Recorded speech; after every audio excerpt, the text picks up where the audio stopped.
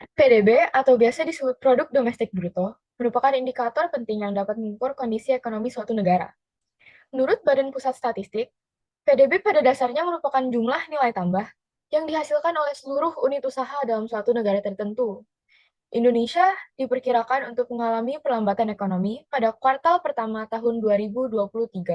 Namun nyatanya, Indonesia tetap memiliki PDB yang stabil. Sedangkan Amerika Serikat diperkirakan untuk mengalami resesi lagi.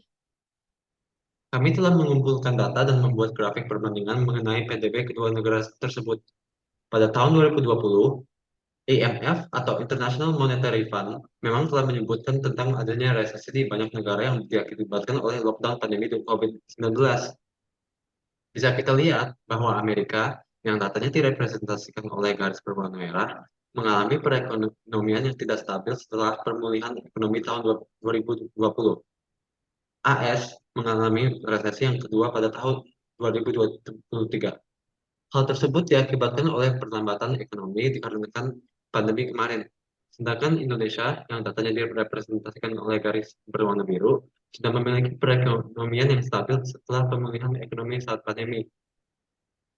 Apakah ini berarti tingkat ketangguhan masyarakat Indonesia tidak banyak terpengaruh oleh adanya pandemi COVID-19? Maka dari itu, kami, Dominic Samantha Suniaji, Dan Gabriel James Sagansky, mencari tahu tentang adanya perbedaan ketangguhan ekonomi masyarakat Indonesia pada 3 periode, yaitu sebelum, selama, dan sesudah masa pandemi COVID-19. seperti yang dikatakan sebelumnya, kita mengalami global recession pada saat lockdown COVID-19 tahun 2020. Kepanikan yang disebabkan oleh virus ini membuat seluruh dunia masuk ke dalam tahap kuarantin atau lockdown. Bersangkutan dengan lockdown ini, media bekerja warga seluruh dunia terganggu, menyebabkan banyak sektor pekerjaan, khususnya sektor perekonomian, menjadi stagnan, kemudian mengalami resesi. COVID-19 ini tidak hanya memberikan efek sekali pada hidup kita, tapi efeknya berkelanjutan. Secara internasional, banyak yang masih mengalami perlambatan ekonomi akibat COVID-19. Contohnya, Amerika Serikat yang sedang mengalami resesi. Kok bisa ya? Selain karena efek COVID-19 yang berkelanjutan, banyak jenis-jenis baru virus ini. Ada juga perang Rusia dengan Ukraina dan lain-lain. Hal ini tercantum dalam SDG Report 2020 dan 2022.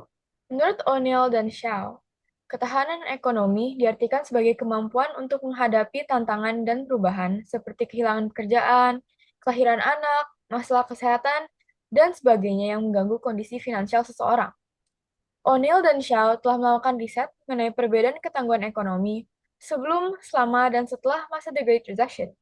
Hasil dari penelitian ini menunjukkan adanya perubahan yang signifikan pada tingkat ketangguhan ekonomi sebelum dan selama masa The Great Recession, sedangkan tidak ada perubahan yang signifikan pada tingkat ketangguhan ekonomi selama dan sesudah The Great Recession. Penelitian ini juga meng-highlight beberapa hal, antara lain, satu, pentingnya kesadaran mengatur keuangan, dan dua, dimensi dari ketangguhan ekonomi itu sendiri. Hasil dari penelitian ini menunjukkan bahwa panduan 3 bulan dana darurat sulit dicapai pada masa The Great Recession ini, dan banyak masyarakat yang hidup dalam financial edge tetap memiliki banyak sumber untuk menopang kehidupan mereka pada masa krisis. Mereka telah menemukan bahwa ketangguhan ekonomi tidak hanya bergantung dari banyaknya uang, tapi juga dari cara setiap individual mengatur keuangan serta faktor sosialnya, seperti adanya keluarga atau teman yang dapat dimintai bantuan ketika berada dalam masa krisis. Dalam penelitian kami membaginya menjadi 3 tahap, yaitu tahap persiapan, tahap pengambilan data, dan tahap analisis. Pada tahap persiapan, kami menyiapkan kuesioner kami untuk melihat dan mengukur ketangguhan ekonomi para responden atau masyarakat Indonesia.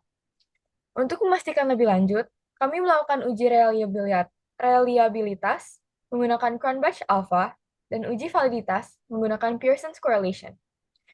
Kami juga melakukan face validity dengan seorang dosen dari Universitas Profesor Dr. Mustopo yang mengajarkan tentang metodologi penelitian kuantitatif di instansi tersebut. Selain itu, wawancara juga akan dilakukan. Dalam tahap kedua, yaitu tahap pengambilan data, kuesioner kami disebarkan ke kalangan banyak orang. Ini termasuk pekerja-pekerja informal seperti supir Gojek ataupun pedagang kaki lima. Dalam tahap ketiga yaitu tahap analisis, Data yang sudah terkumpul akan diuji kembali untuk reliabilitas dan validitasnya. Untuk membandingkan tingkat ketahanan ekonomi selama dan sesudah pandemi, kami menggunakan uji one way ANOVA. Kondisi-kondisi tersebut akan kami uji terhadap keadaan normal sebelum pandemi. Membuat kuesioner, kami melakukan face validity dengan Dr. Yos Porta Meliala, seorang dosen. Kami juga melakukan uji validitas dan reliabilitas. Nah, dalam uji tersebut, kami menemukan bahwa ada beberapa item yang kurang reliable dan valid. Kami pun mengganti pertanyaan-pertanyaan tersebut berdasarkan saran dan masukan dari ahli tersebut. Pengambilan data yang sebenarnya dimulai pada tanggal 23 Agustus 2023 kemarin. Dan sampai pada hari ini, hari Jumat tanggal 25 Agustus 2023, kami sudah mendapatkan 32 data yang merepresentasikan setiap kategori dengan bervariasi. Walaupun target kami merupakan 150 responden, kami telah melakukan analisis data menggunakan 32 data tersebut sebagai gambaran akan analisis data yang akan dilakukan sebenarnya. Berikut merupakan hasil dari uji reliabilitas kami menggunakan Cronbach Alpha. Berikut merupakan hasil dari uji validitas kami menggunakan Pearson's Correlation. Mengapa angka tidak menunjukkan bahwa data-data tersebut reliable dan valid? Dari data yang kami dapatkan, responden-responden datang dari domisili, pendapatan serta level pendidikan yang sangat bervariasi. Dapat diasumsikan bahwa pengetahuan mereka yang tentang manajemen keuangan juga bervariasi. Menurut Amalia, Jaminati, dan Anissa, hal ini dapat menyebabkan tingkat reliabilitas dan validitas yang rendah. Menggunakan 32 data tersebut, kami juga mencoba melakukan uji one way ANOVA. Uh, Berikut merupakan hasil dari uji tersebut. Dari hasil uji tersebut, kami mendapatkan value signifikannya di atas 0,05, yang berarti perbedaan antara tiga periode tersebut tidak signifikan atau COVID-19 tidak terlalu mengaruhi ketangguhan ekonomi masyarakat Indonesia. Tetapi jika kita mendapatkan 150 responden penuh yang lebih bervariasi lagi pekerjaannya, hasil uji tersebut bisa juga berbeda dan lebih mempresentasikan apa yang sesungguhnya terjadi di masyarakat kita. Karena keterbatasan waktu, wawancara belum dapat kita laksanakan.